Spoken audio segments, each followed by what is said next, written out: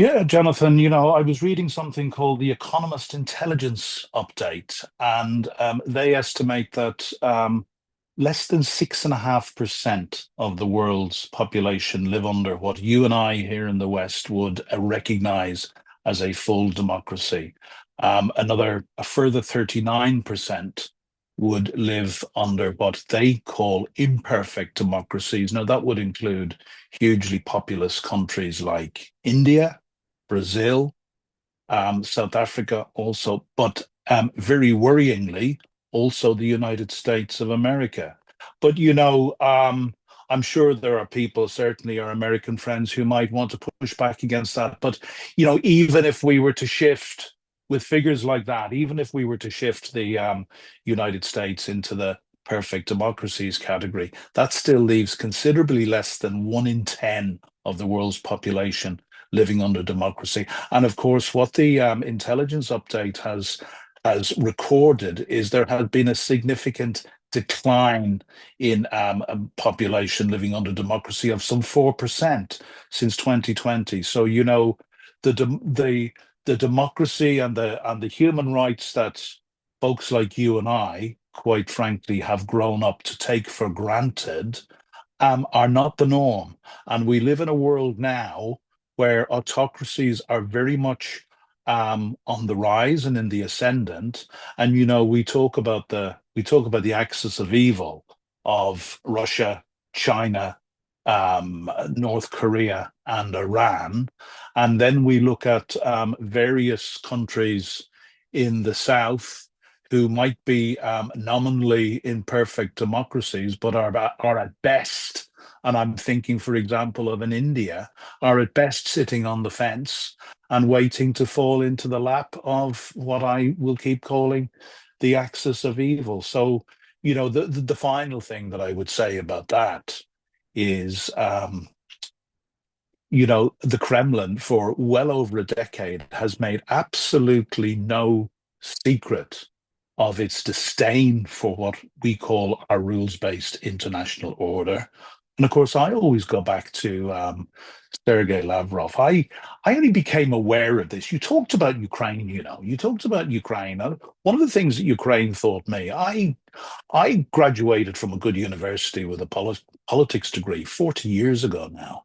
And I never really encountered the term rules-based international order until I went to Ukraine in 2016. It was the Ukrainians who impressed on me the importance of the rules-based international order and how it was under threat. And of course, it was Sergei Lavrov in early 2017 at the Munich Security Conference who made a speech where he exulted, I would say, in the coming asunder of our rules-based order, and he hailed the rise of the post-West era.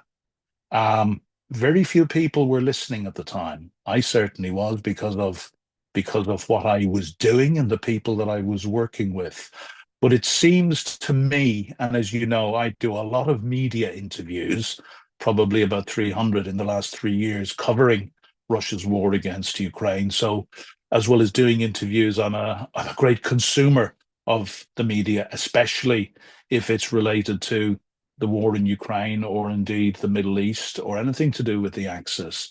And it's only, I would say, in the last year that increasingly I have heard substantial or significant figures, former diplomats, current government figures, former generals, current generals, talk about the rules-based order and the threat that it is under.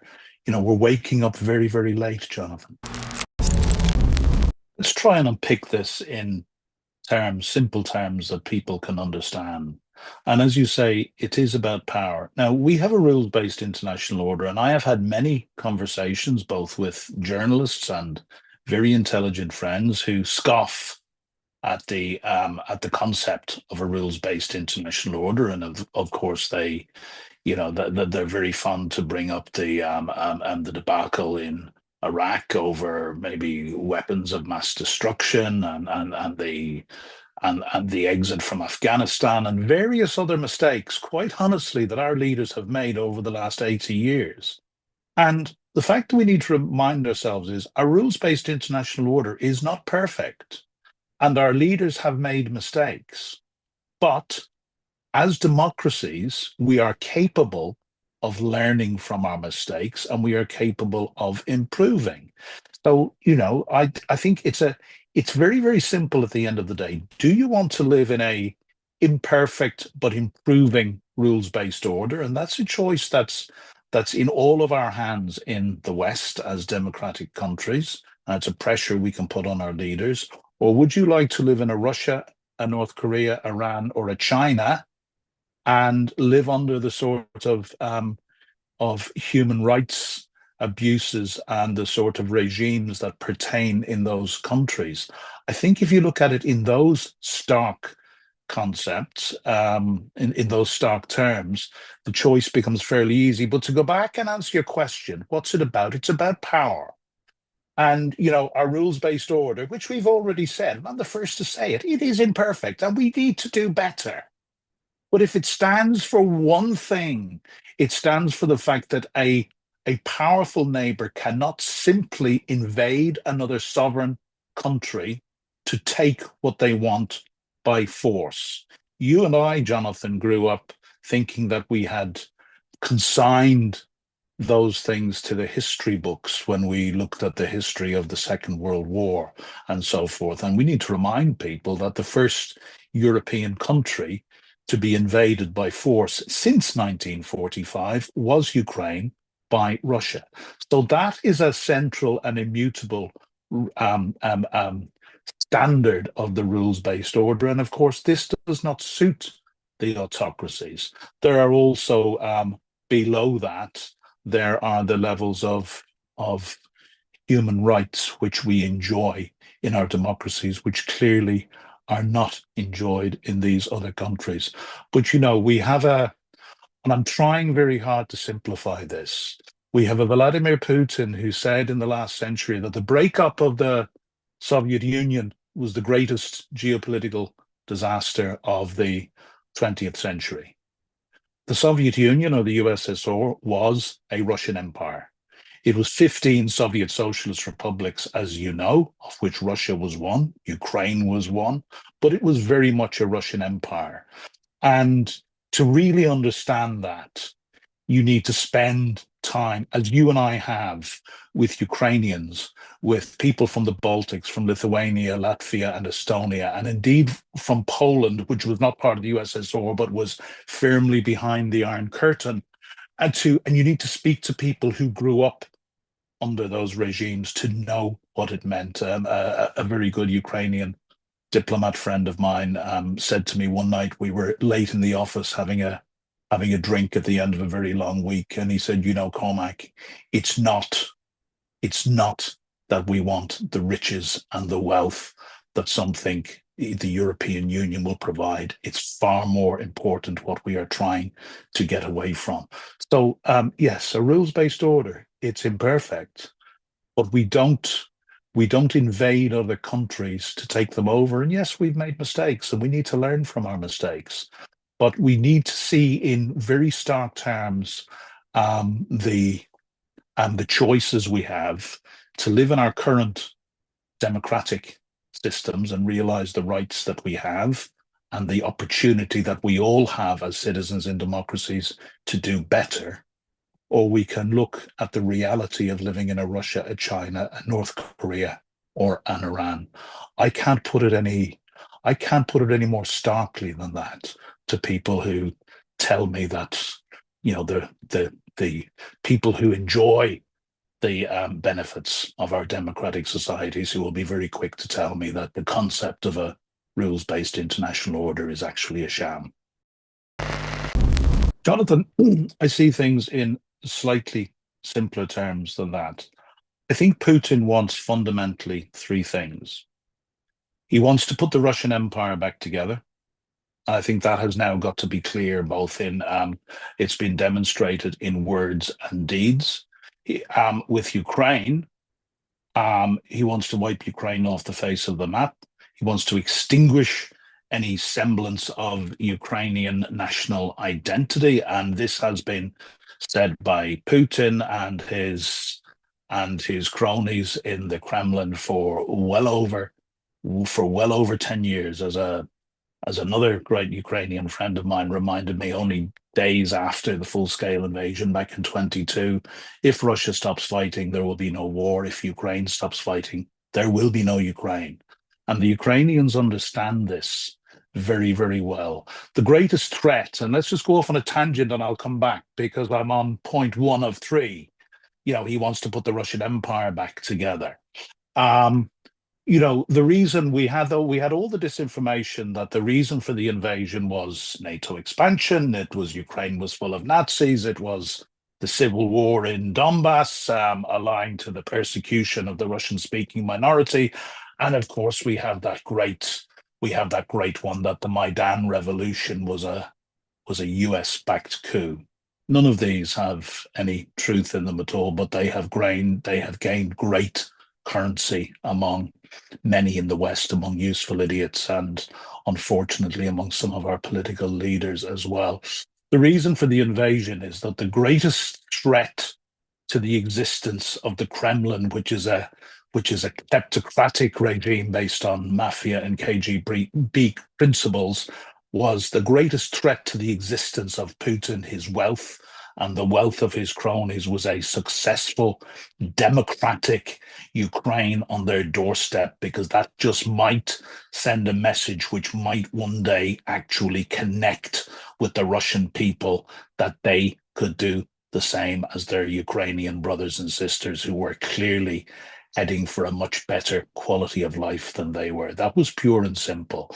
So the first point was what Putin wants. He wants to put the Russian Empire back together. If America, as the world's policeman, as they acted for many years, is the principal part of the bloc opposing Russia in the form of NATO, he can't do that. So the second thing I believe that Putin wants to do, and has invested hugely in probably for over 20 years, is to break America away from the rest of Europe. And that is something that, we all wait with bated breath to see what will happen after the 20th of January, when Donald Trump comes into the White House for the second time. And there have been threats to pull out of NATO. There have been threats to pull the rug out from under Ukraine and so forth. This is very much what Putin hopes, and Putin is, the war is going very badly for Putin. The Russian economy is in free fall, but we know Putin is holding on and hoping for the best. It's a discussion for another day, but it just may not work out that way. Trump might not do exactly as Putin wants or expects. So that's the second thing that Putin wants. He wants to break America away.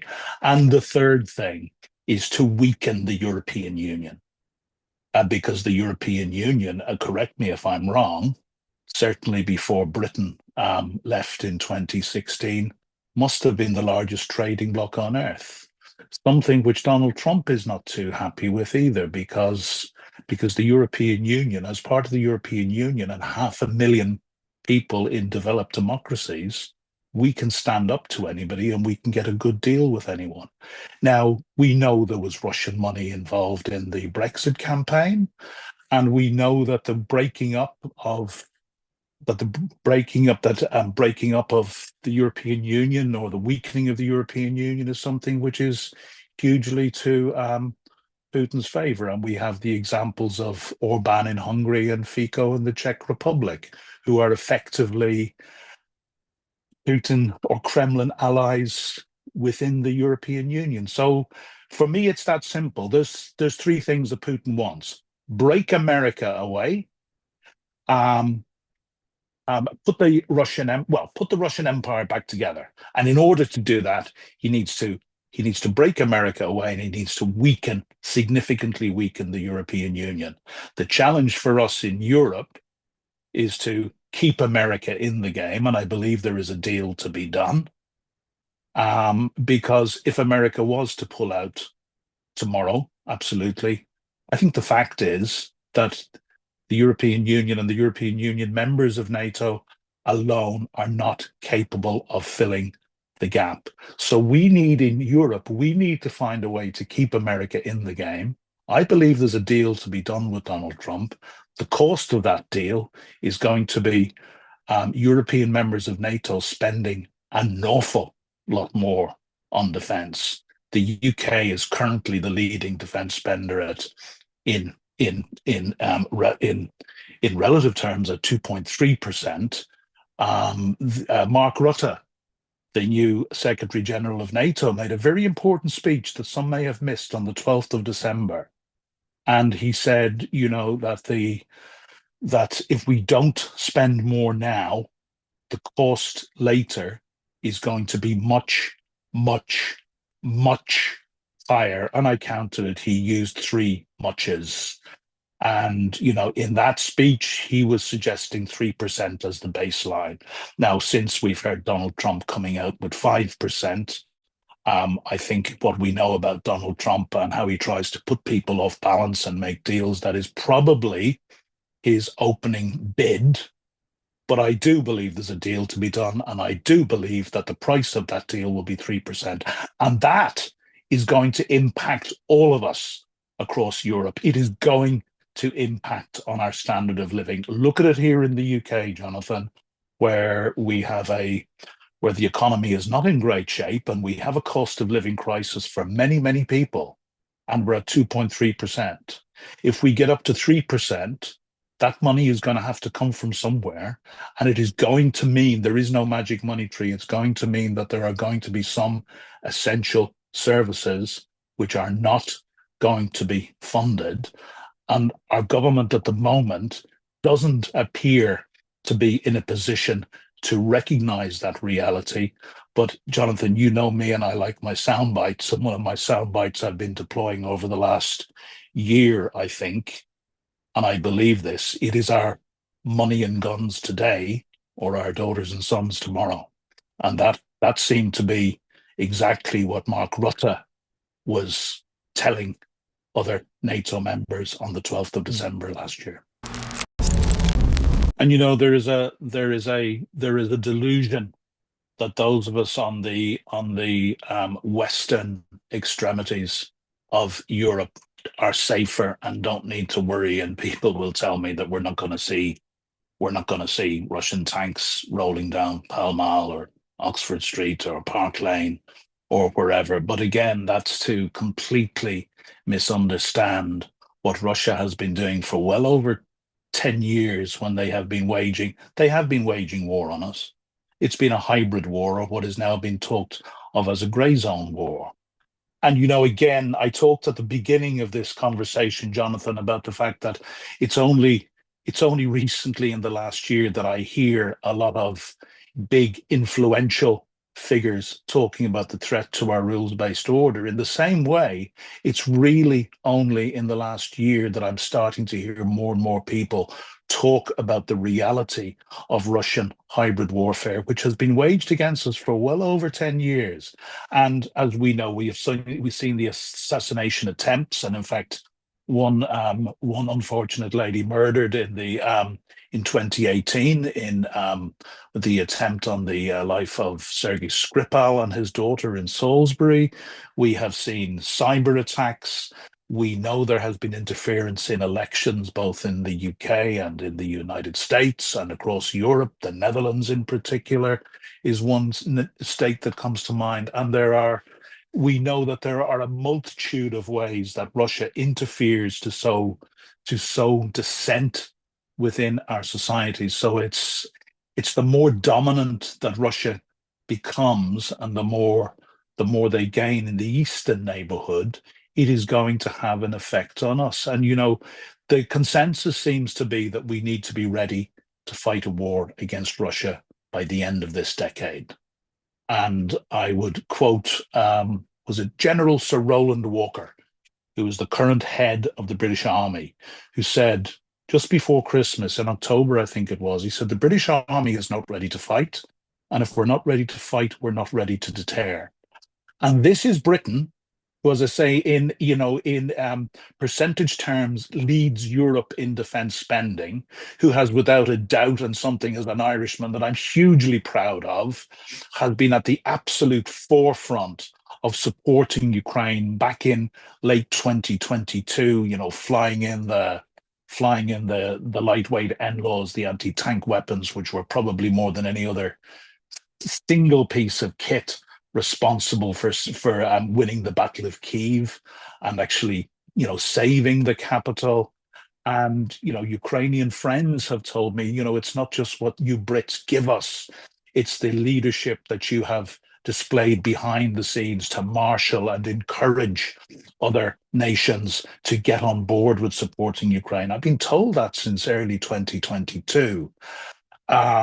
So yeah, we are in a very, very perilous state at the moment. And if we wait, as I've said, to see what happens after the 20th of January, but if Putin is allowed to have any victory in Ukraine, and I believe being allowed to keep any of Ukrainian sovereign territory, including the land that he has already taken, which is close to, I think, 20% of Ukrainian land, this will be something which he will very, very easily spin as a victory to his people. We know, we know that Putin always negotiates in bad faith and always goes on to break his word, certainly with anything to do with Ukraine, going right back to the Budapest Memorandum in 1994. So it really is very, very critical what happens. And we know Donald Trump talks about making a deal and stopping the war and the horrendous level of deaths on both sides. But we need to see this in a different way. We need to get an awful lot more, I would say, maximalist in terms of how we're dealing with Russia, because Russia is choking at the moment. They are bleeding out. Their economy is in free fall. I looked at the casualty figures according to Ukraine's Ministry of Defense yesterday. 811,000 either killed or mortally wounded, or wounded to a life-changing, but taken out of the battle completely in less than 3 years. They have been losing. And what's very, very interesting while I'm on this point, in case somebody listening in says, "Oh, this is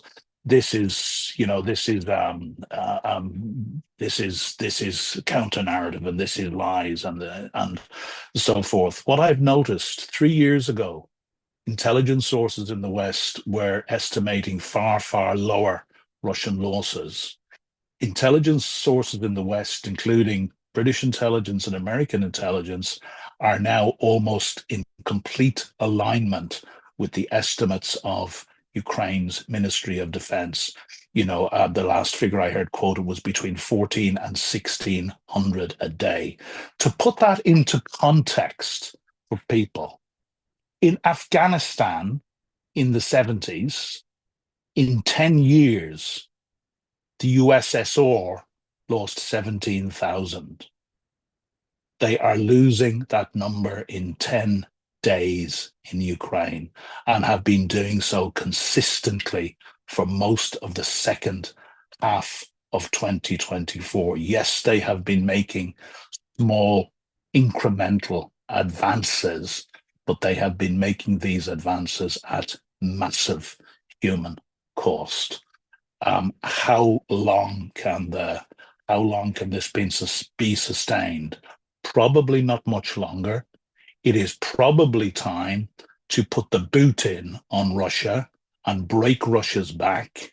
Unfortunately, Ukraine on her own is probably not capable of doing that. And we have not supported Ukraine sufficiently from the start. I've said this before to you, Jonathan, and many other people. We have given them just enough to keep them in the fight, but not enough to deliver the lockout blow. So frightened have we been by the well over 100 times that Putin has rattled the nuclear saber, which most experts now agree he simply will not act on, because he can't. It is not in his interest. And there are many reasons for that.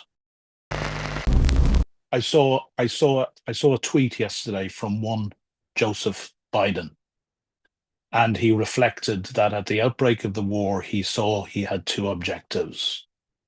The first objective was to help Ukraine resist the Russian invasion, but the second objective was to avoid nuclear war with Russia. Absolutely despicable and deluded. I go back to it was former General Wesley Clark, who was the former commander of NATO. And Wesley Clark spoke at a security conference in Kyiv in 2022.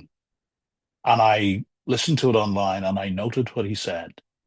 And he said three things. He said, give Ukraine everything they need to defend themselves. And he specifically said at the time, including F-16s and A-10s. Well, we know how long it's taken to get F-16s to Ukraine, and the A-10, the great warthog, which I'm sure the Ukrainians could have made great use of and are lying in great numbers in storage and not being used by America anymore. Neither of those two things happened. That was the first thing he said. The second thing he said was, give Putin no off-ramp and no sanctuary behind his own borders.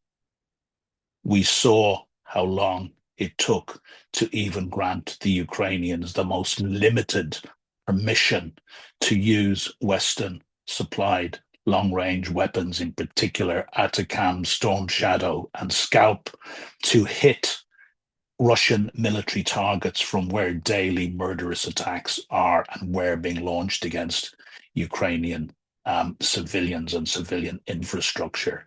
But the third thing that he said that was remarkable, and this was, I can check the date, it was either June or July of 22.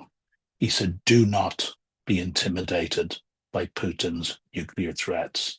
Well, that tweet from Mr. Biden yesterday tells us exactly that from the very, very start. Mr. Biden and Mr. Sullivan and who's the other, the third horseman of the disastrous American apocalypse. There's Blinken, who one Anthony suspects Blinken, yes, hasn't had yes. much influence, really. Yeah, He could have been yeah. more hawkish, but he's gone along with this soft appeasement. Yeah, and that has been that for me. When I saw that, that really summed up where we have gone wrong. And I was on a person, betraying my own politics. I was a great fan of Joe Biden, and I expected much from him. And we heard many, many fine words from Joe Biden from the start. But ultimately, the Biden administration has let Ukraine down badly, and has cost tens of thousands of Ukrainian lives. As I say, we wait to see what happens. But quite frankly, I'm not sure that it can be any worse under a Donald Trump. As I've said, I believe there's a deal to be done.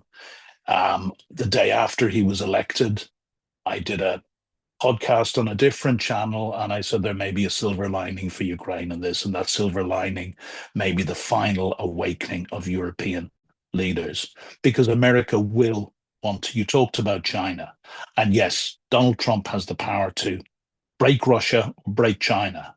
Not sure he has the power to do both at the same time. So the Trump administration will pivot to the Far East and the Middle East to a certain extent, but certainly to the Far East, and the focus on China's ambitions in Taiwan. And they will expect, and he has said this, they will expect Europe to look after Ukraine. And so we should. If there's, again, betraying my politics, I'm not a fan of Donald Trump, but if there is one area and one area only that I find myself in strong agreement with Donald Trump, is that European members of NATO have simply not done enough. We have freeloaded. And as an Irishman, the concept of defense freeloading is something which I understand all too well. But, Ireland's defense posture, I think, let's not get into that and open that can of worms. That's a conversation that we could have on a different day, but is significant for Europe nevertheless. So there's a deal to be done. We need to keep America in the game for the time being while we tool up effectively. We should have put our industries on a war footing 3 years ago. We started to do it last year. These things take time. The military industrial complex takes time to get the wheels rolling. We have the capability in Europe, but it's going to take us more time. We need to buy time. To buy time, we need to keep America in the game. And to do that, we're going to have to pay 3% minimum, I believe. It's not a prediction. I'm not in the prediction game, but it is my assessment. Speaking with you, always a great pleasure and an exercise in mental gymnastics. So let me peel them off. Let us, for the moment, put Greenland, Canada, and even Panama, which you didn't mention. Let's put that to one side. Come back if you want, by all means. If I were in the Kremlin at the moment, I think I would be looking at the prospect of Trump 2 with a great degree of trepidation. I am not sure that the situation that pertains today is what pertained, say, back in 2019, which was the last time which Trump met Putin. At that time, Trump was having very significant problems. He was under impeachment, and Putin was arguably riding very, very high. Now, there is a whole issue of what compromat Putin may have on Trump, and certainly intelligence sources, both in Ukraine and the UK that I have spoken to, would tend to confirm the likelihood that there is compromat, and we don't need to go into the salacious details of that compromat, but it probably exists. The point is this: Donald Trump has never been more powerful in his entire life. He has not just won the Electoral College, he has won the popular vote for the first time for a Republican president, and I don't know how many years, in many, many years. He controls both houses, and he clearly is riding on a great populist wave for his policies in the United States. I'll remind you that it was a couple of months before Christmas, shortly after Donald Trump was elected, there were reportedly discussions between Donald Trump and Vladimir Putin.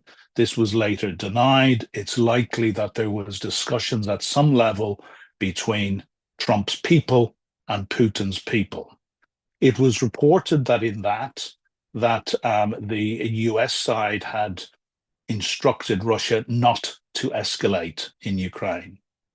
What followed was an immediate escalation with some horrendous missile attacks on various Ukrainian cities, but also the day following, there were naked pictures of Trump's wife published all over the internet. Now that, to anybody I have spoken to, and to my understanding, was a very, very clear signal that we have this stuff on you. The same Donald Trump has just been convicted in an American court, but he won't face any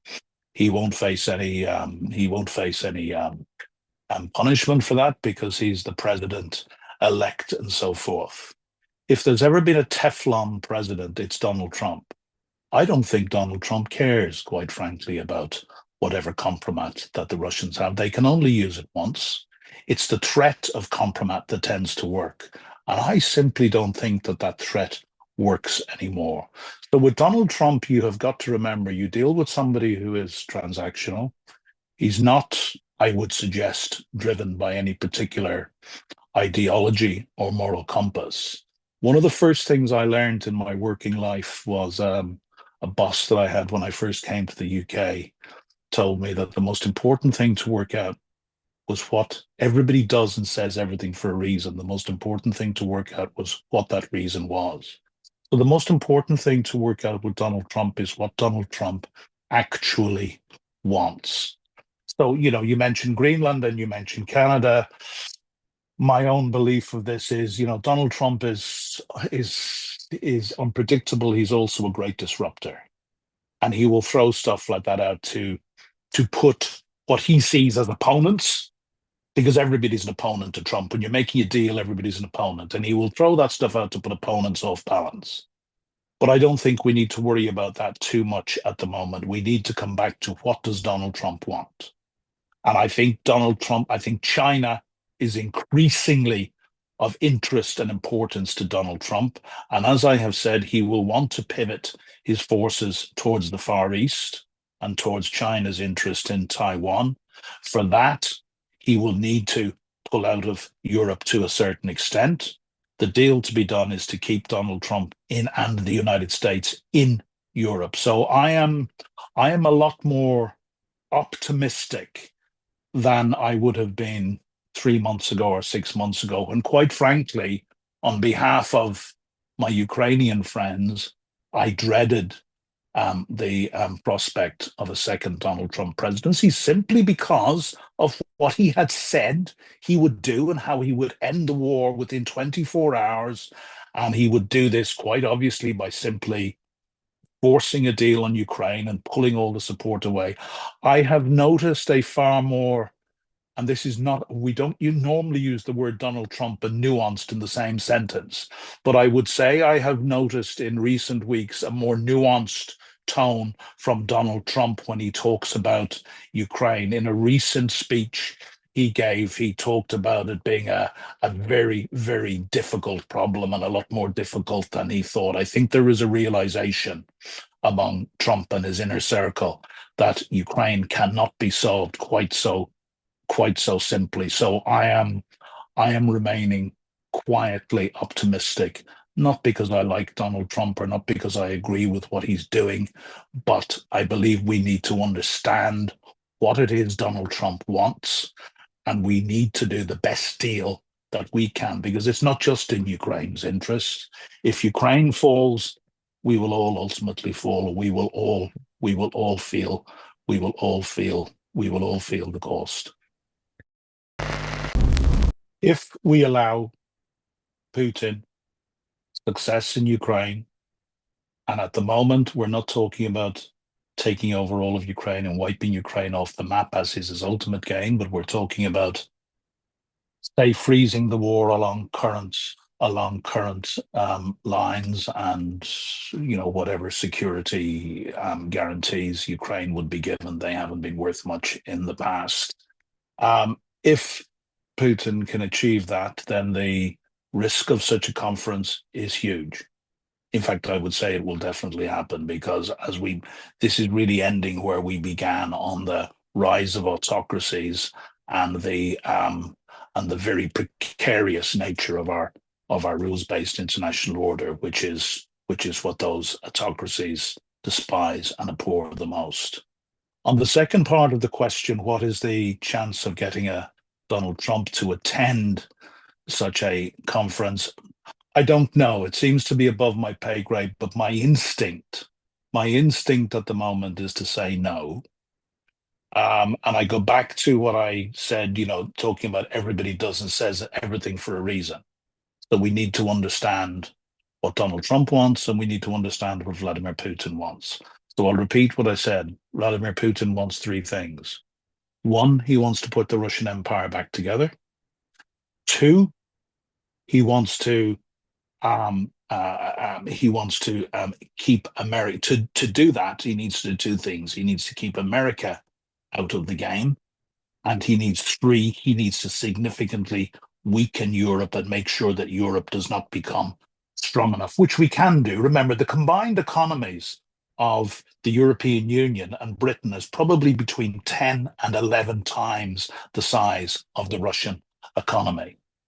So I don't see a Donald Trump in that doomsday scenario attending such a conference. I might be wrong, but in my own doomsday scenario, where we allow Putin any sort of a victory in Ukraine, he will come back for more, and I would certainly see such a Yalta, as you call it, type conference going ahead, with the world's foremost autocrats sitting around the table.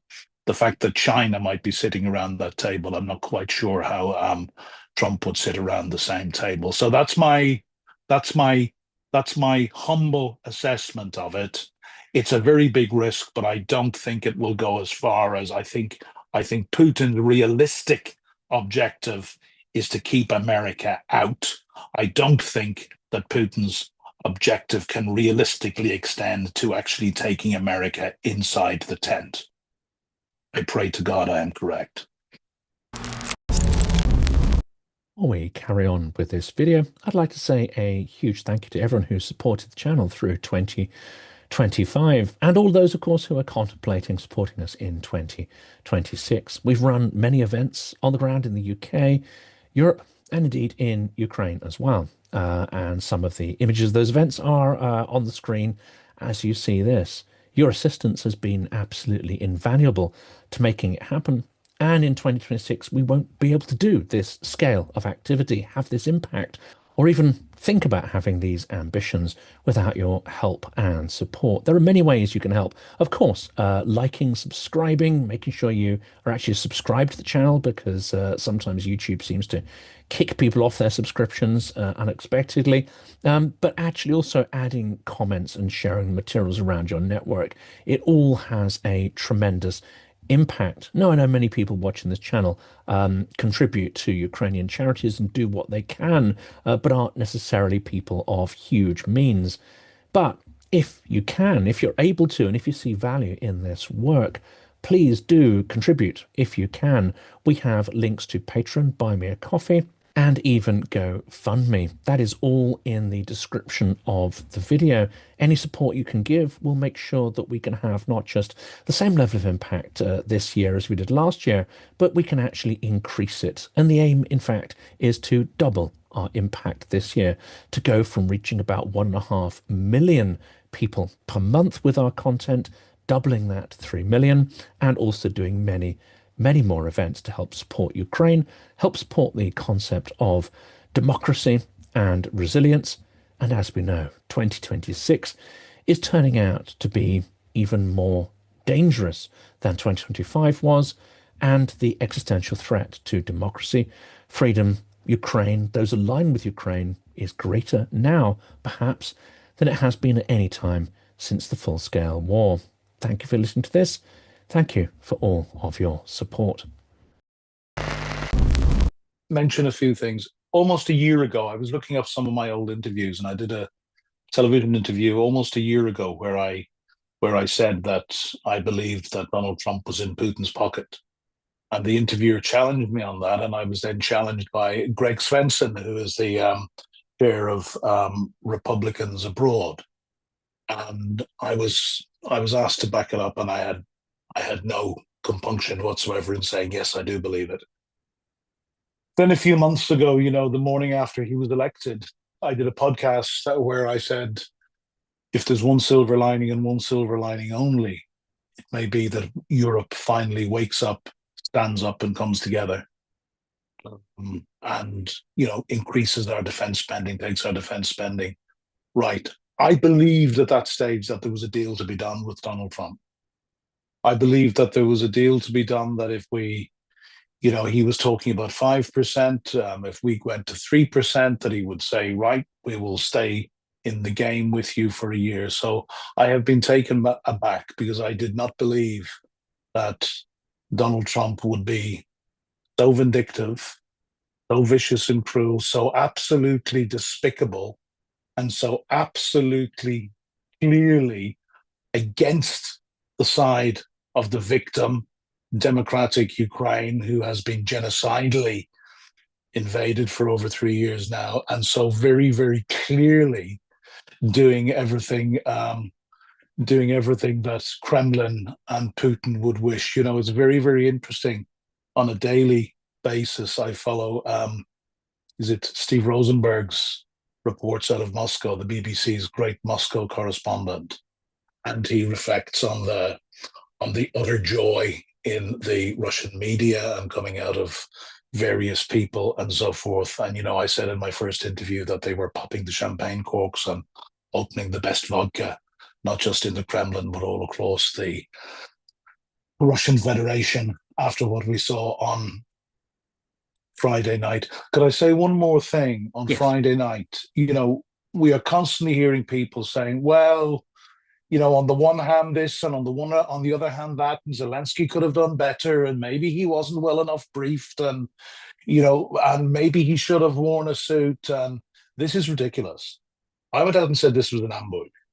And as a former advisor, I can sit there with hindsight and say, well, maybe I should have said, Mr. President, this is how you should open up. I don't believe it would have made the slightest difference how Zelensky dressed or what he said. I think this was an ambush, and they were out to get a particular result out of it. I think they wanted to humiliate him. They wanted to portray this as master slave. This broke every rule of diplomacy, of good manners, of hospitality. Let's just bring this down to basic norms. You do not invite an important guest to your house and treat him in the way that the Americans treated Volodymyr Zelensky on Friday night. It was absolutely gut-wrenchingly disgusting, and we need to remember that. Now, I have a theory myself that in terms of ending this war within 24 hours, which Donald Trump has previously suggested, that it's become very, very clear to him in his conversations with Putin, which of course are not played out in public as this one was, that there is no evidence that he is getting any traction at all. Putin's demands remain maximalist, not only to retain all the land that he has seized, but in fact to go further and retain more land, to retain those parts of the four oblasts that he has declared forever Russia, to completely neuter Ukraine's armed forces, to leave Ukraine vulnerable for when Putin decides to come back for more. But we have absolutely no evidence that Trump is acting as an honest broker here at all. All of the evidence coming from every angle suggests that Donald Trump is on Vladimir Putin's side and very much against Ukraine. And the fact that genocide has been carried out in Ukraine, and the fact that a decision taken only in the last few hours to cut off Ukraine's use of American intelligence, that will lead directly, because it will blind Ukraine's air defenses over their cities. And that is likely in the next 24, 48, 72 hours to lead to the deaths of more innocent civilians, and women and children in particular, than otherwise would have happened. So, we need to stop on the one hand this and on the other hand that, and recognize that what we saw on Friday night was a first in civilized history. We have never seen that sort of behavior from the supposedly democratic leader of one country hosting the democratic leader of another country who has been seeing his country ravaged for 3 years. It was an ambush, but it was despicable. I don't know what to say, Jonathan. My take is that I honestly don't believe that Volodymyr Zelensky could have got any different outcome on Friday to what he did. I went out and said it was an ambush. I believe it was completely premeditated. I believe they did it for a reason. I'm inclined to think that the great peace deal, which Donald Trump has promised from months before he got elected, and from the day of his election, he has found out with Vladimir Putin that it's simply not possible. And I believe that for the optics of his own people, that he needed to shift the blame for any failure onto Volodymyr Zelensky. And I think a lot of people have, partially at least, taken that bait, and they must step back from it. This was as black and white as it comes. This was right and wrong. You do not treat somebody, and then when the president of 40 million people, who has been probably the greatest war leader of the 21st century. I think I can say that with some confidence. And what he has seen, the ravages that he has seen on his people, with over 140,000 war crimes now recorded and being investigated by the prosecutor general in Ukraine with the full support of the international community. And, you know, some of the most horrendous war crimes. And this man lives with this every single day. And he had the temerity to challenge President Trump and Vice President Vance and to say, but don't you know that Putin does not keep his word? And he was attacked by Vance for being disrespectful and litigating this in front of the American people. We need to give our head a little wobble. I said, this is not normal. Speaking to President Zelensky as if he was a naughty child and telling him, you are not grateful enough. You know, Ukrainians in general, I have found out, are extremely grateful people. And I know there's been a film made where somebody clipped up something showing President Zelensky thanking America and the American people and the government 97 times or something. The first thing we hear every time President Zelensky meets a world leader is to thank them and their country for the support they give. So this was alternative universe stuff. And, you know, Trump, but we need, I'm going on at this because I'm trying to get to something, because it's like, you know, when we deal with Russian disinformation, we talk of the fire holes of falsehoods, don't we? But we're seeing a very different but yet similar fire hose of falsehoods coming out of Donald Trump's mouth and out of the mouths of the Trump administration. Pick just one example: the $350 billion which Trump keeps saying that America has pumped into supporting Ukraine. This has been audited. It is the best estimate. It is $119 billion. If it is the White House playing very, very tough, well, it took 2 days, and Volodymyr Zelensky put out a very emollient statement and wrote a letter to Donald Trump, which Donald Trump read out on his address to both houses last night, and seemed to accept that this was sufficient to get the sides talking again, and that the deal, very, very clear indication from President Zelensky that he was ready to sign the mineral deal. Let's come back to the mineral deal in a little bit and try and unpick what that actually means. So even after this, we have the announcement that aid is being frozen. And then we have the latest announcement late today that intelligence has been frozen, which is, we've already said, completely devastating. So it's very, very hard. It's very, very hard to know. But what we can see is that everything that has been done is weakening and causing panic in Kyiv and on the battlefront with Ukraine's armed forces. And everything that is being done is absolutely, one, it is delighting Russian media and society broadly, and the Kremlin administration specifically. We know that. We have the evidence every single day of Rosenberg, the great BBC Moscow correspondent, who reports daily on the reactions from the Kremlin and in the Russian newspapers. So we know that what it's actually doing is weakening Ukraine and strengthening Russia. And this latest thing is going to give a Russia that is under serious weakness, Donald Trump has effectively come riding to their attention like a knight on a white charger.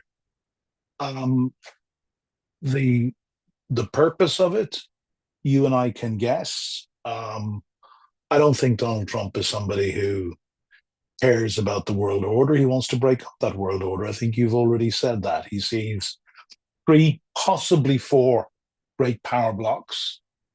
Obviously, China, the United States, and Russia. Um, possibly India. We can debate about that. And he sees these power blocks carving the world up into spheres of influence. We are, I'll get my figures wrong since Brexit, but we are a population of 500 billion. We are an economy about 15 times the size of the Russian economy. You'll forgive me, you might know the figures as to where we compare with the United States, but it'd be half a billion, I yeah, think, of the population. Yeah, 500 million population compared to 340 million Americans. But I'm looking at the size of our economy. But basically, the EU as a bloc or Europe as a bloc can stand up to Putin, can stand up to not just Putin, can stand up to Donald Trump. And that is one of the reasons why he despises it. So I think he does see Europe as a threat, and that is why he wants to break Europe up and break Europe apart. I think possibly Vance ran off at the mouth a little bit yesterday and caused great offence when he referred very, very clearly to the United Kingdom and France as some random countries who haven't fought a war in 30 or 40 years who might be able to put 20,000 boots on the ground in Ukraine. Well, that's done us a great favor because I've never seen anything that has quite united right and left across our country here in the UK. And I think that has sent shockwaves across our European partners as well. So I'm not quite sure that we're down yet. I don't think it matters what Donald Trump wants. What Donald Trump wants is what's good for Donald Trump. I think the message is now that as Europe, we need to look to ourselves. There are signs that we're starting to do that. We need to look to our own security. Invest in our defense. The absolute number one priority is that we finally get on and we seize this nearly 300 billion euros worth of frozen Russian assets, because this is going to, if we think that America has put in 120 billion over the last 3 years and Europe has put in probably 134 billion, that alone is going to give us a lot of time to rearm and get the armaments into Ukraine that Ukraine needs. I think also I saw a report today that the European Union may be finally prepared to suspend voting rights from Viktor Orban and Hungary, and that is an essential step that, in my view, is long overdue, because we know that Orban is Putin's creature at the heart of the EU. So we need to neuter Orban.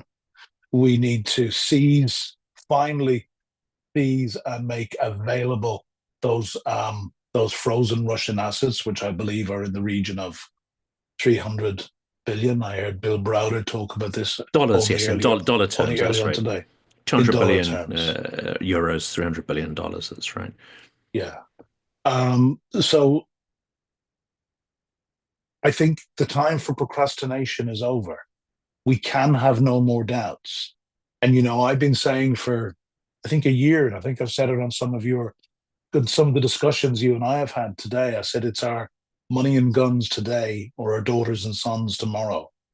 And, we're getting very, very close to a point where we will see, our generals, certainly in the UK, have been telling us that we need to be ready to fight a war with Russia by the end of the decade.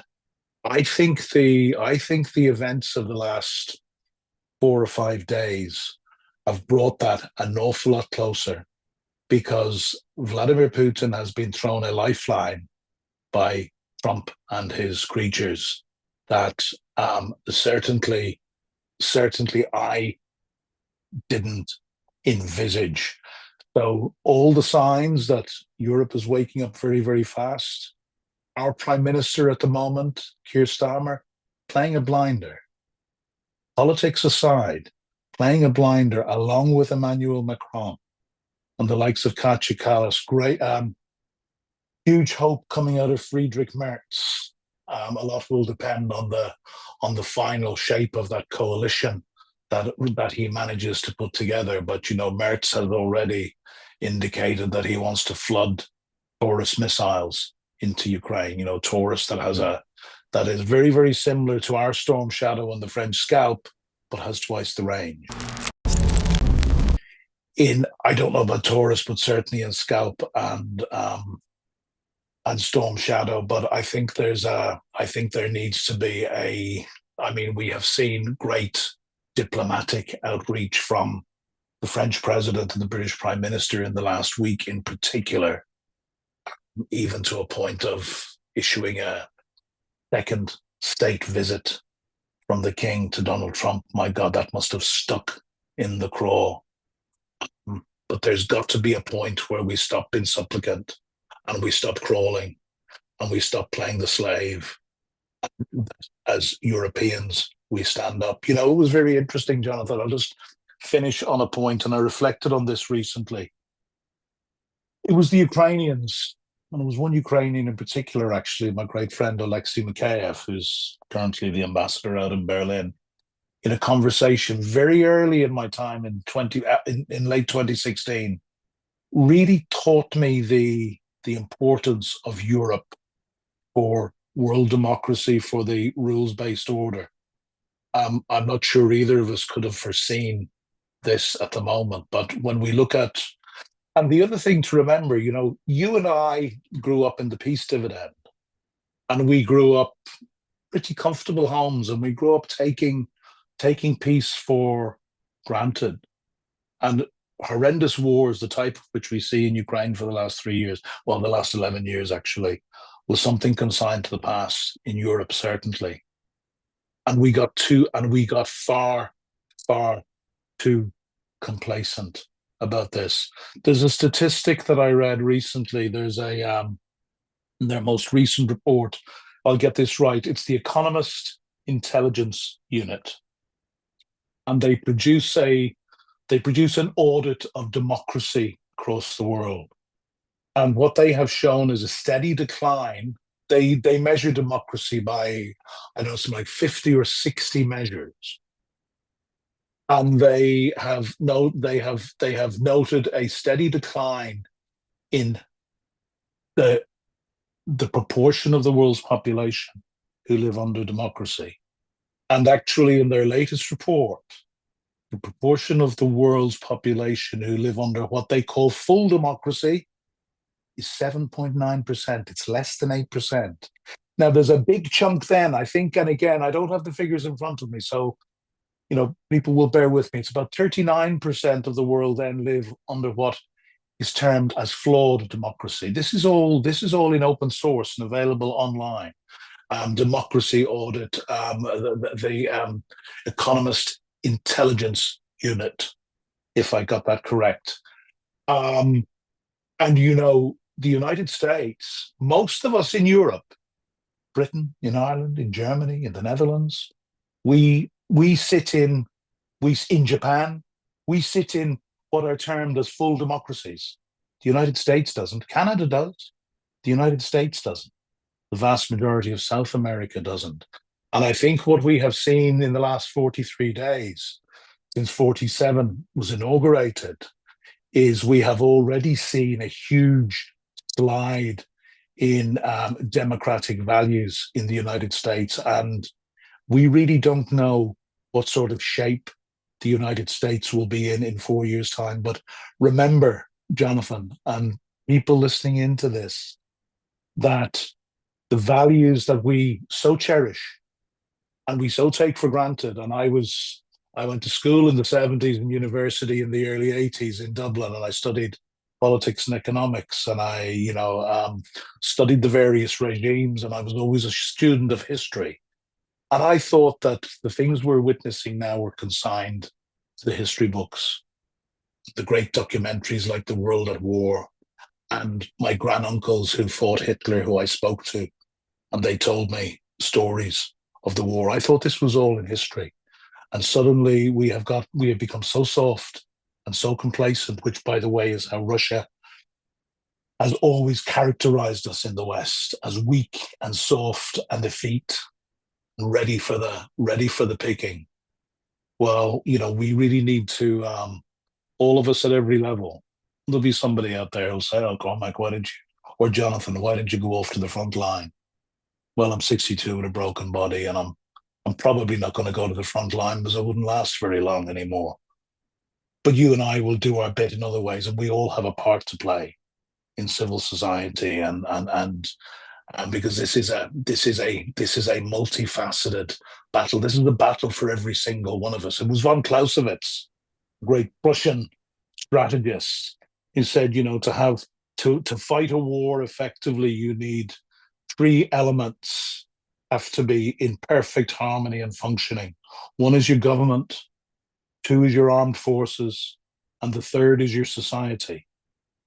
So I guess, Jonathan, you, I, and literally thousands, tens of thousands of good people across Europe who most of us will never hear of, who, I don't know, maybe just give up their time to raise funds and drive trucks and across Europe into Lviv and Kyiv and so forth to bring humanitarian assistance to Ukraine or raise money to buy drones or whatever they do.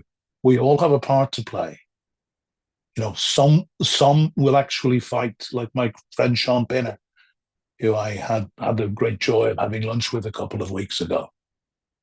They're now making a film of his book, Live, Fight, Survive. That's one to look out for. But we all have a part to play. And we need to realize that the easy times are over. And we're going to have to make sacrifices. And that sacrifice might be as little as we have to pay more tax. We have to accept that some of what are actually luxurious public services may be cut back, because the British government, for example, has had a really, really hard time getting from 2.3 to 2.5%. All of a sudden, they're starting to talk about maybe 3%. It's going to be 5, 6, 8% above if we have to do this. Cold War levels, absolutely. Yes, we're talking about 6%. But let me finish off on one more point. Deterrence. And you and I, Jonathan, grew up in the age of deterrence and mad, mutually assured destruction. There was something very, very interesting said by General Sir Roland Walker, who's the current head of the British Army, shortly before Christmas last year. He said, the British Army is not ready to fight. And if we're not ready to fight, we're not ready to deter. The best way to, and I'm not a military man, but I have military men who are friends, and I listen very closely to what the military men say. And they're very clear that the best way to avoid war is to prepare for war. It was Machiavelli who said in The Prince, what was it, 700 years ago, that the reputation for power is more important than power itself. Well, in Europe, we have lost that reputation. We've lost the ability to inspire fear, to check the enemy, to say to the enemy, you do not come near us, because if you do, we will hit you back so hard, and we will do this on behalf of our people. We have lost that. Now, there is a sign that we may get that back. And I don't say this as a warmonger. I hope to live out, I don't know how many years I have, 20 or 30 or whatever. But the rest of my life, I hope to live it out in peace. And I hope to spend my time traveling around Europe, certainly visiting and Ukraine, which is part of Europe, visiting my friends. Can't really do that at the moment. That's what's threatened. So I don't want war. But if we don't prepare for war, and if we don't seriously prepare for war, what more evidence do we need than we have a cruel brutal enemy who will take advantage of us. I started learning this in 2014 when I started going to former communist countries to talk on government communications. Then I went to Ukraine in 2016 and I worked at the heart of their government for 2 years and I made friends. And my education really took off.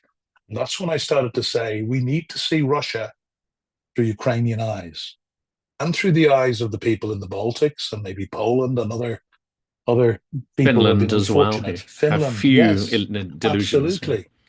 Absolutely. So sorry, that's a bit of a stream of consciousness. Did I answer your question? You asked me what we needed to do. We need to I think wake up. so, yeah. I think it We is. need We to need to wake wake up. up. And And we a need series of and we need to practical. realize that Mhm. it's not just, yeah, you and me are you're an old man in your 50s, I'm an older man in my 60s. We've all got something to do.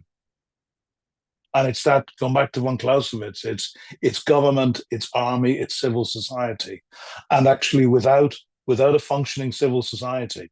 And I guess for that, the one final thing that I'd say, our leaders, and our leaders have been very bad at this up to now. Our leaders need to explain to us, not so much to us, we will do everything we can to help our leaders explain. But our leaders need to explain to our citizens what the stakes really, really are. We're far, far from it. But it's an appeal to please wake up and see the danger that we are in. And it's not to be left to other countries or other people in our own societies. This is a wolf that has now come to our door, and it is incumbent on every single one of us to look to ourselves and to see what role we can play, be it large or small, in strengthening our societies and our countries to defend the values that we have grown up to take for granted, which are now under threat. No doubt about it. I don't think Donald Trump has actually flip-flopped. I think it has been very, very deliberate. And if one could read the mind of Donald Trump, I think we would see that his objectives and his malign intent has not changed one iota. I said on television nearly 2 years ago, and I was challenged. Trump was in Putin's pocket. This was before he was re-elected. I was challenged by the interviewer. I was challenged by a gentleman called Greg Swenson, who's the chair of Republicans Abroad. I had no hesitation in saying, no, I absolutely stand by my words. Yes, the time has finally come. The US is no longer the leader of the free world. When they return, we do not know. We certainly cannot wait for that. This is now a point for our leaders in Europe to move away from the fine words and the shoulder to shoulder, and as long as it takes, and the condemnations, not just in Europe, but our friends in Canada and South Korea and Japan and Australia and New Zealand. There may be one or two others, but what I would call, the free world, the democracies, because Trump is clearly leaving us behind. And, this is not, as I have been trying to say for 4 years, this is not just an existential threat to Ukraine. And I have said earlier this week that Ukraine cannot and will not accept this capitulation proposal, which I have said looks like it was drafted in the Kremlin and is being translated into English by the White House. Not only can Ukraine not accept this because it will mean the end of Ukraine, this is now an existential threat to Europe and to the rest of us in the democratic world. And the time for fine words is over. Jonathan, I agree with you completely. And, there may or may not be compromise, and we can go around in circles, and we all know what we think that compromise may be. What is far more important is two things are very, very clear, Jonathan. One, Donald Trump is in thrall with what he perceives as strongman dictators in general, and with Vladimir Putin in particular. And you know, I've just got a mental block. You're going to have to click this. Um, That's it. yeah, um, so, and the second point that I would make, and I have no compunction and I have no hesitation in saying this, Donald Trump is, in my view, without doubt, the most corrupt, the most venal president in the history of the United States. Now, this proposal, I've already said, would mean the end of Ukraine. It's also an existential threat for Europe. But I was listening to a former US ambassador, I think it was to the OECD last night, reiterating the fact that this is seeing that Ukraine wins and Russia is defeated in Ukraine is in America's interest. I think if we look at what Donald Trump is doing and the absolute size of the corruption in his White House team and how he's enriching himself and his family since he came to power for the second time, it is very, very clear that Donald Trump cares not for the United States. Donald Trump cares for Donald Trump. He sits with the corrupt autocrats of the world. We're on our own when it comes to the United States. It is time, the saying goes, to wake up and smell the coffee. My optimistic feeling at the moment is he will reach for his inner Churchill. You took the words right out of my mouth. I was about to come up with that exact same quote. A nation that goes down, a nation that capitulates is finished. A nation that goes down fighting will rise again. And, so far, I think in his speech yesterday to the Ukrainian people, Zelensky has been saying the right things. He is saying that this is quite possibly the most difficult point in Ukraine's history. They face a horrible choice between a one-time ally. Do they abandon that ally or their dignity and their freedom? This is about much more than dignity. I mean, this needs to be spelled out. The acceptance of this capitulation plan will be the end of Ukraine. We know what Putin wants. As a good friend of mine said, he wants Ukraine without Ukrainians. And he is willing to do anything to achieve that. He does not believe Ukraine is a real country. So, I optimistically believe that we will see the inner Churchill come out in Zelensky, but in a way, that's not as important as we might think. What's important is the Ukrainian people, and Ukraine is, at the end of the day, a democracy. And I have talked many times, and you're aware of it too, of the incredible will and resilience and bravery of the Ukrainian people. And like you, Jonathan, I have many Ukrainian friends, and I speak to Ukrainian friends from senior diplomats and government people to people in civil society. Nobody I'm speaking to at the moment is showing the slightest inkling of surrender, and Ukrainians, as you know, are exhausted. There's certainly nobody I know in Ukraine hasn't lost somebody, but they know that this is existential for their country. Let's remember, because we know people forget. Let's just take a moment to remind people of Mariupol in the first weeks of the full-scale invasion. The Nazis during the Second World War, in 2 years, murdered 20,000 civilians in Mariupol in 2 years. The most conservative estimate of the number of civilians murdered by Russia in 7 weeks is 25,000. The estimates go up to 100,000. A city of nearly 500,000 people, the size of Edinburgh, wiped off the face of the map.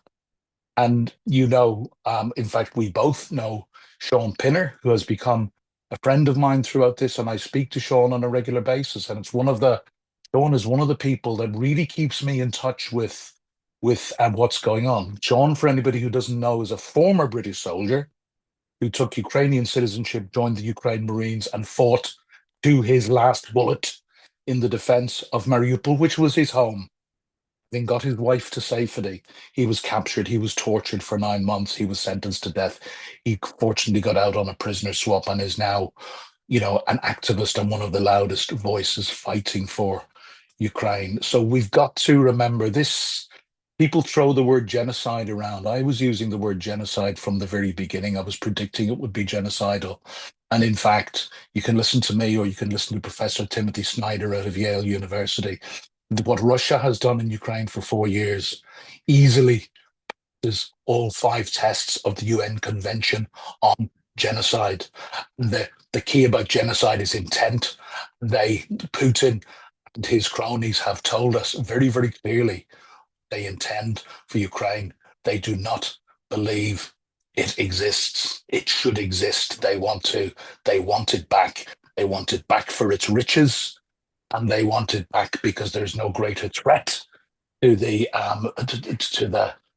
corrupt, kleptocratic regime in the Kremlin than a democratic, thriving, successful Ukraine on their doorstep. That's why the successful Maidan revolution in 2013, 2014 was the straw that broke the camel's back, which was followed by the illegal annexation of Crimea and the invasion of the Donbass.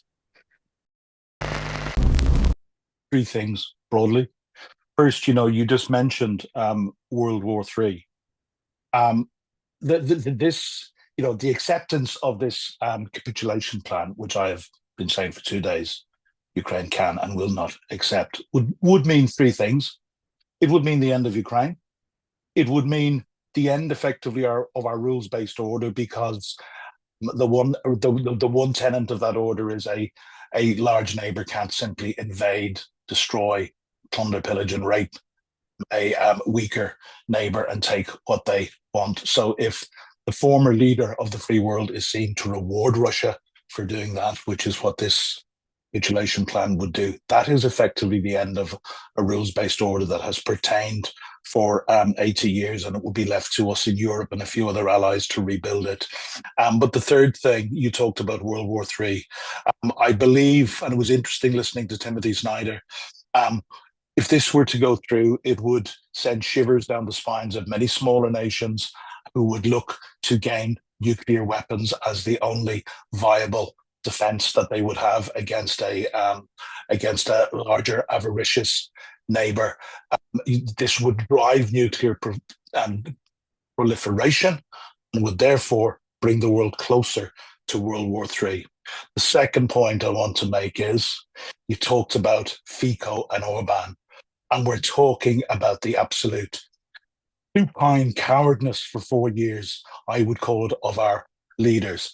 When the EU does not have the ability to kick members out, it does have something called Article 7, and Article 7 can suspend the voting rights of members.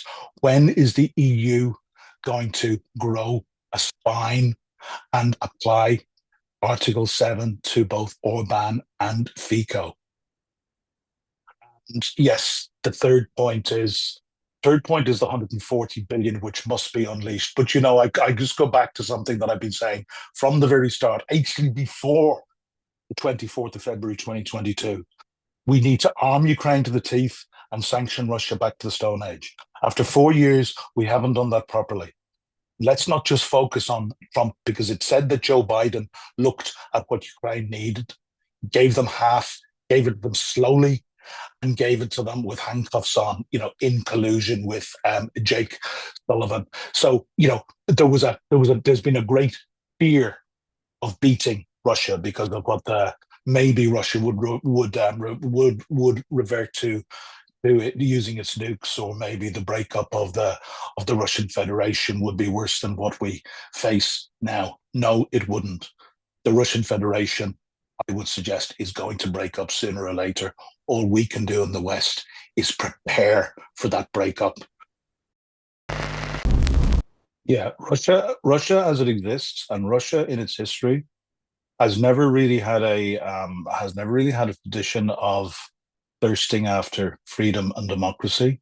They have thirsted after strongman dictators or czars, and that is what they have got. We know that the thing that Putin fears most is the Russian people, because they will put up with all sorts of deprivations. It's said over 50% of Russian households don't even have an inside flush toilet. We know that inflation is rampant. We know that living standards are falling. We know that there's all sorts of hardships in Russia at the moment.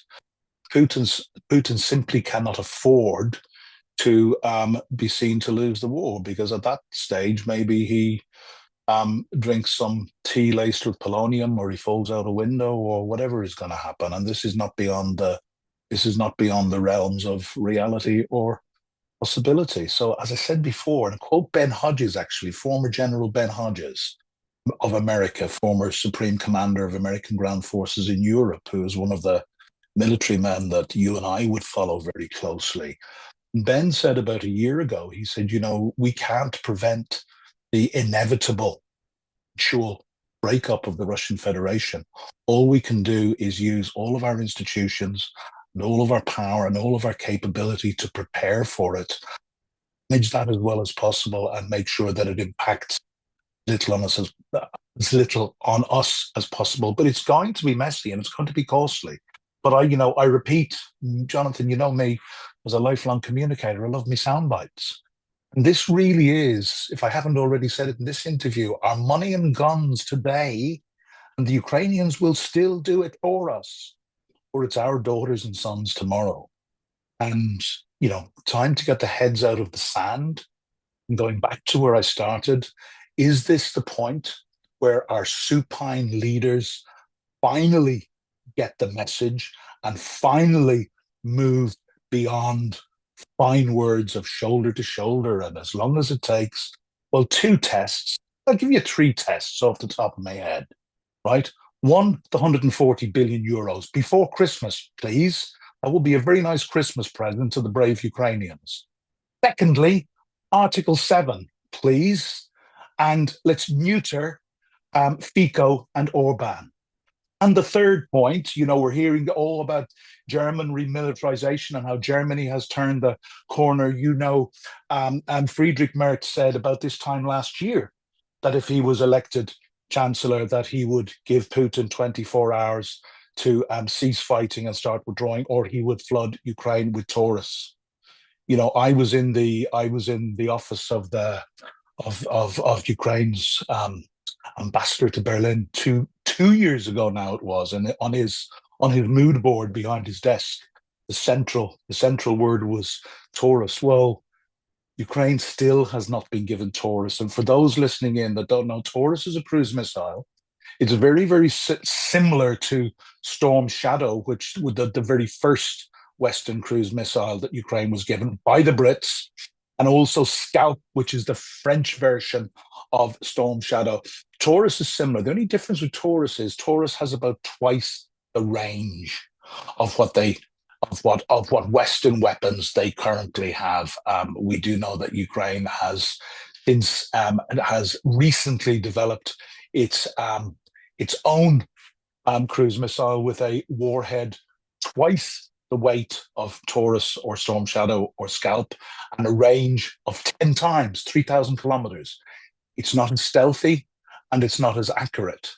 So they still need these Western sophisticated cruise missiles systems to continue what has been a very, very effective campaign to target Russia's oil and refining industry. This is really putting a squeeze on Russia, and we said after the First World War, it's making the pips squeak. Yeah.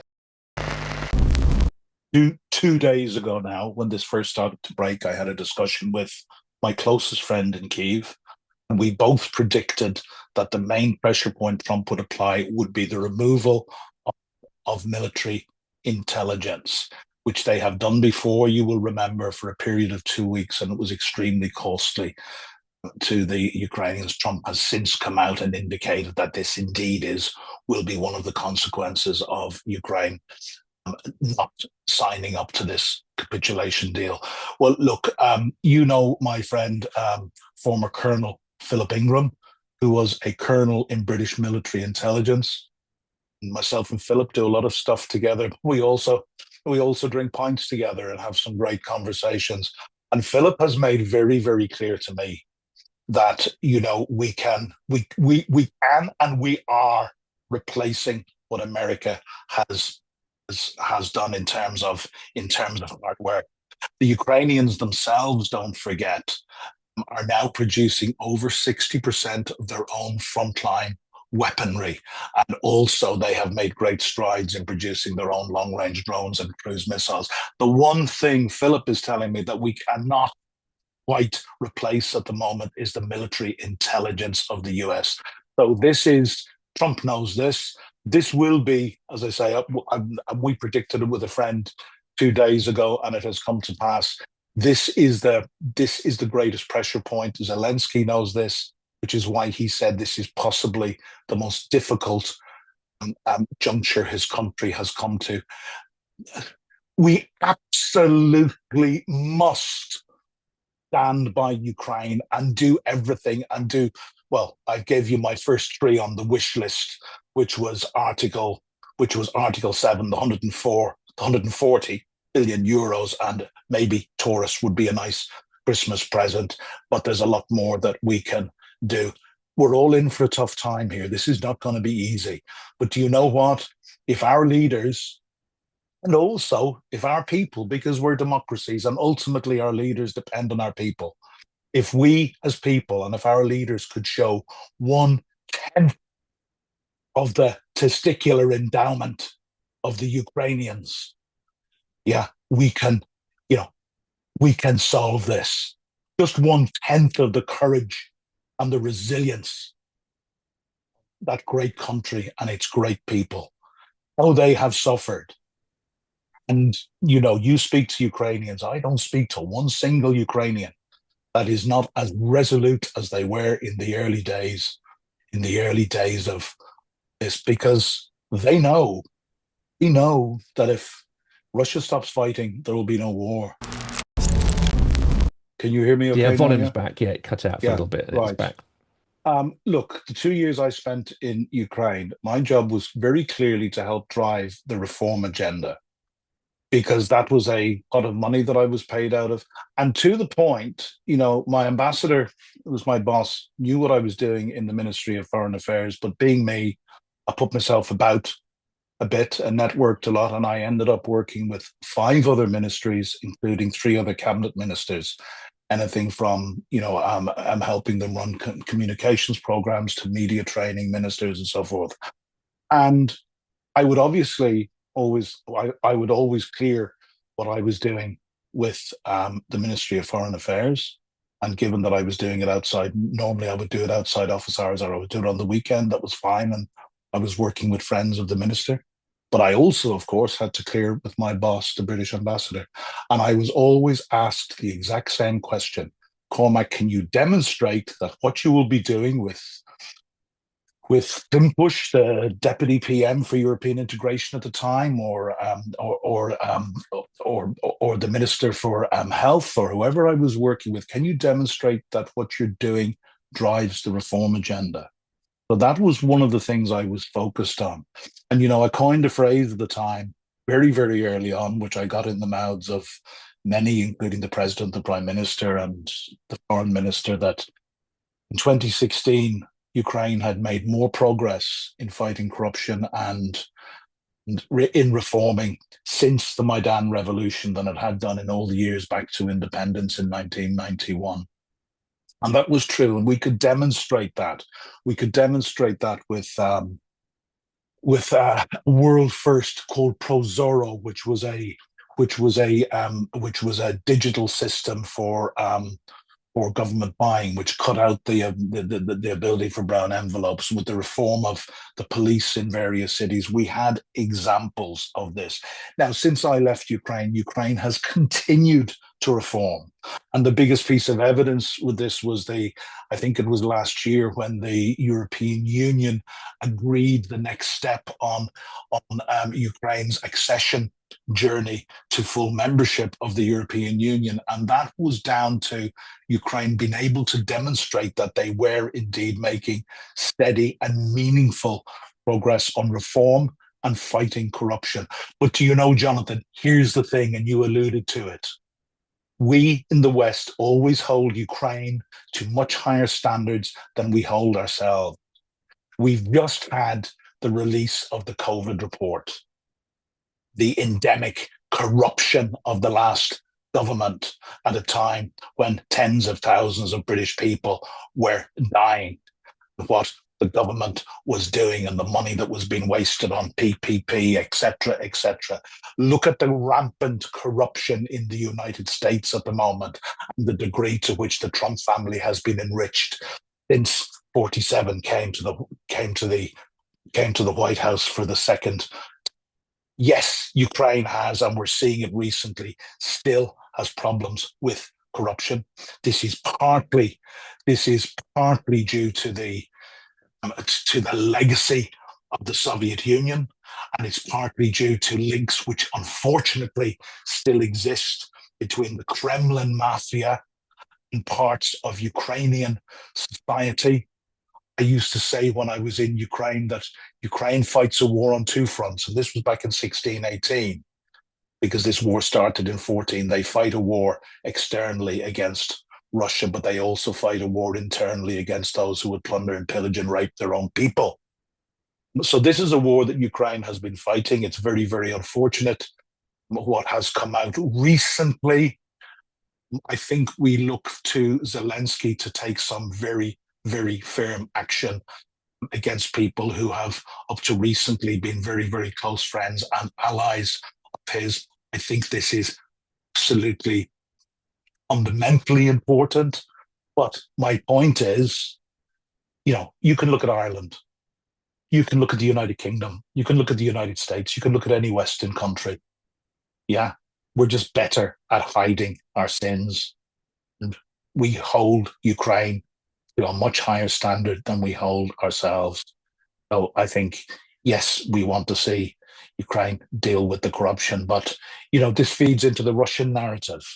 Is there no corruption in Russia? Russia is infinitely more corrupt than Ukraine is, but Russia is not a democracy.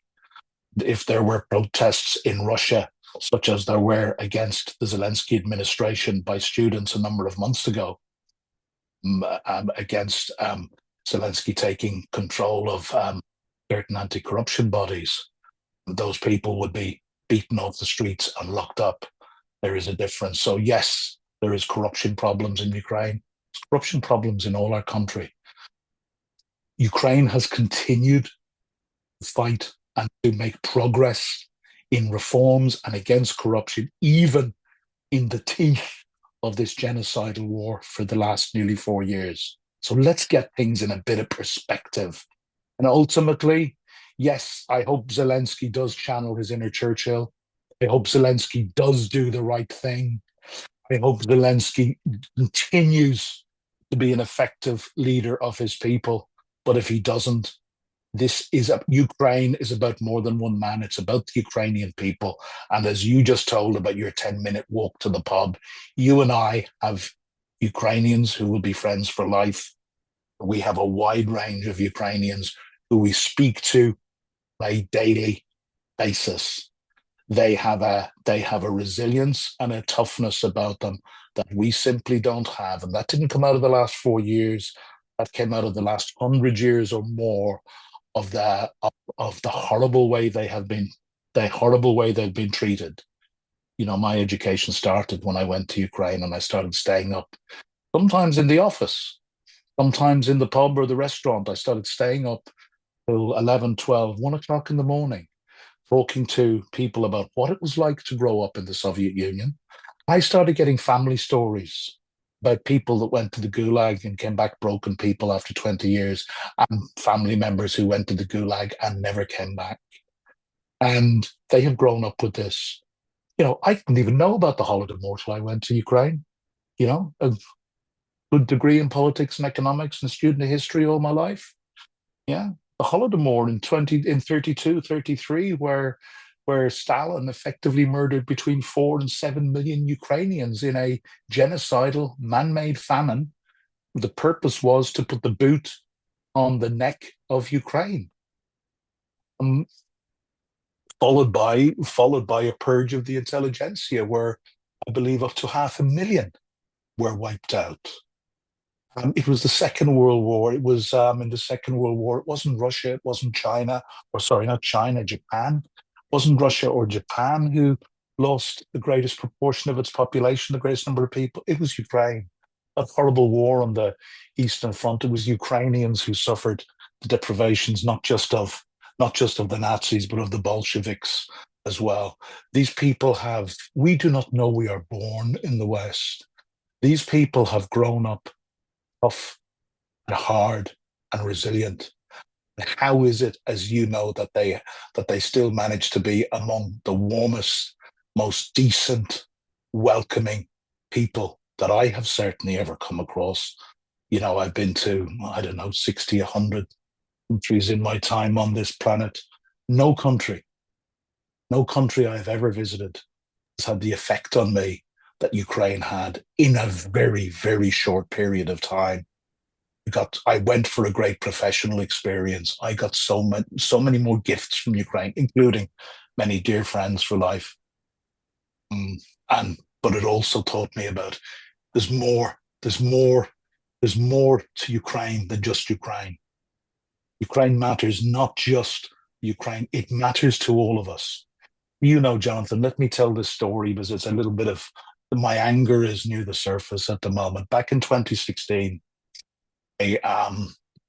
one of the first big projects I did was to get, I think it was 13 or 14 of Europe's top ambassadors recalled to Kyiv for a week. And then we got a few senior diplomats from the ministry to join us. And I brought a colleague of mine who's one of the top media trainers in the UK over, who had done a lot of work with the Foreign Office. Together, we did some intensive work with the ambassadors on media training, how to handle difficult interviews, but also on message discipline. As I said, look, you've got to start telling the same story in Berlin and Rome and Paris and so forth. And I was taken aside, a senior British diplomat, not my ambassador Judith Gough, I will put on record, who never gave me anything, who never suggested anything like this. And Judith was my boss, and Judith was my North Star, and I came out of Ukraine with nothing but the most massive respect for Judith. But a senior British diplomat took me aside and he said, you know what, Cormac, Ukrainians are very fond of saying they're fighting for Europe. This doesn't go down very well in European capitals. Maybe you should try and tell them this. And somehow, as a first-time diplomat, I found the confidence not to follow that guidance. It's an instruction. The only person who could have given me an instruction was Judith Gough. I certainly never got that instruction from her. 2 years later, just before I left Ukraine, I was at a meeting of Friends of Ukraine in Vilnius, in Lithuania, and this was a pretty high-level group had been set up after the Maidan to work with Ukraine to combat Russian disinformation. I had been working for over 6 months on a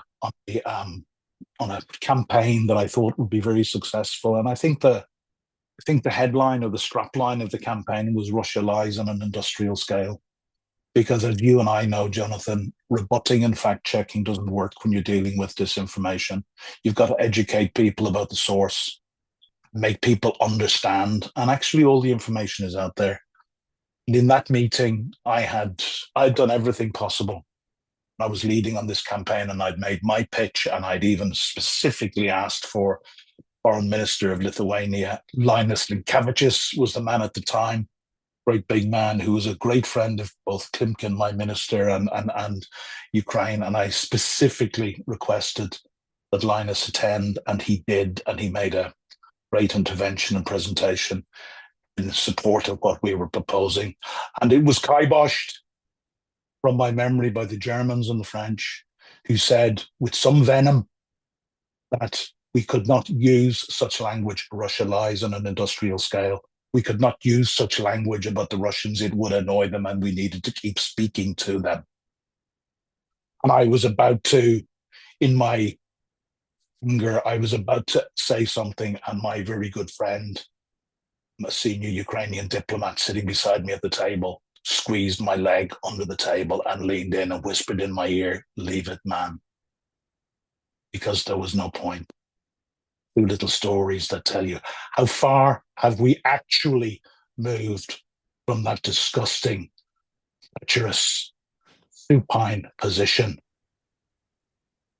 Pray God we have, because we are drinking in the Last Chance Saloon. It really is our money and guns today, or it will be our daughters and sons tomorrow, Jonathan. Have no doubt.